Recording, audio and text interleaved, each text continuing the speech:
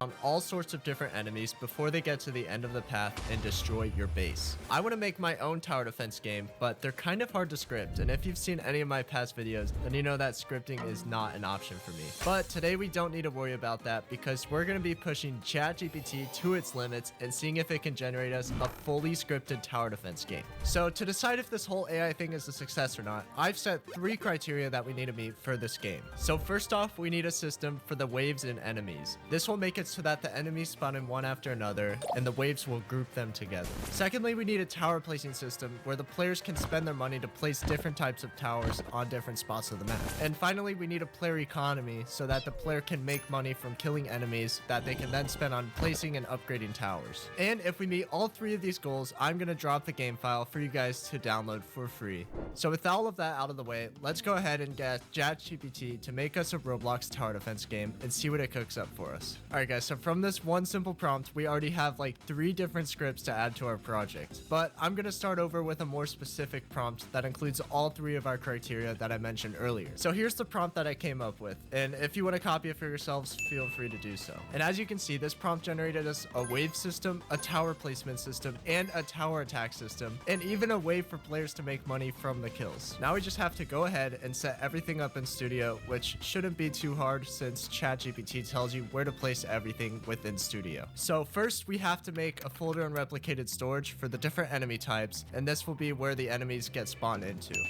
For now, I'm just making these 2 placeholder enemies where the taller one will have more health and the short one will move faster. Put this into effect, we can add some number values under the enemy called speed, health, and coins dropped. Then to change the value, you just select that and change this number in the properties tab. Now with the enemies set up, we need to create a path for the enemies to travel across. The AI told me to set up a folder called path points and then to put in a few checkpoints for the enemies to travel to. Now that everything is set up, we can start pasting the generated scripts. Let's start off by adding a script into server script service where we can add in the wave handler. So now I think if we press play, we should have some enemies spawning in. Alright, never mind. We have our first error. Okay, so I just have to add in an empty folder called enemies, and now if we press play, it should all be working. Guys, look at this. I've done 0 scripting, and we have this system where an enemy spawns in and travels across the path until it reaches the end, where it is then destroyed. Now, this obviously is not the smoothest, but we can keep giving prompts to the AI until we have the outcome that we want. Now it's time to get this tower working. And don't worry, guys, we're gonna change the tower model later. So let's start off by adding a script into the model and just paste what ChatGPT generated. And similar to the enemies, we need to have a folder and replicated storage called towers. We'll also need to add some values under this tower for the range, damage, and attack speed. Since the AI didn't generate us a system for actually placing the tower, I'm just going to keep it in the workspace for now to see if it actually kills the enemies or not. So ideally, the tower should delete the enemy before it reaches the end. Alright guys, we got our first working tower. Now we just have to expand on this basic system to make the game more like the popular games that you see on Roblox, which is a long ways away. So I'm thinking the next thing that I want to do is add a visual effect for the bullet shooting out of the tower so that it actually looks like the tower is attacking the enemies. Okay guys, so it looks like it wants us to update the tower script that we already have, so I'm going to start off by pasting that into the script. Next it wants us to set up the bullet model, and for this I'm going to use a small green part so that it's easy for us to see when testing. So now if we wait for an enemy to spawn, we should be able to see the tower shooting at it.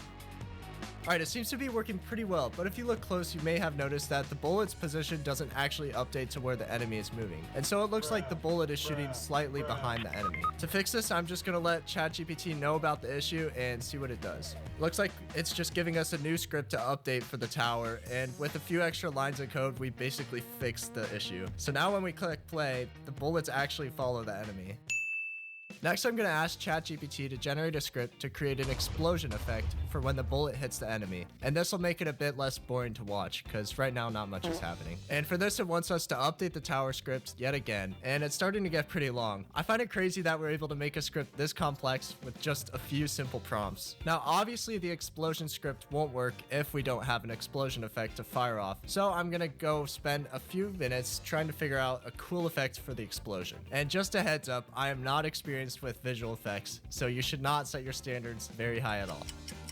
Alright guys, I've come up with something that I'm reasonably happy with. So now we can go ahead and place this particle emitter into the effects folder in replicated storage. Before we tested anything, I also had ChatGPT redo the enemy wave system so that the enemies spawned quicker. And I also had it fix the movement on the path since that was a little messed up before. Now I'm praying that if we press play, everything works smoothly. In the output, you can see that it started wave 1 and we have this cool effect play whenever the tower attacks the enemy.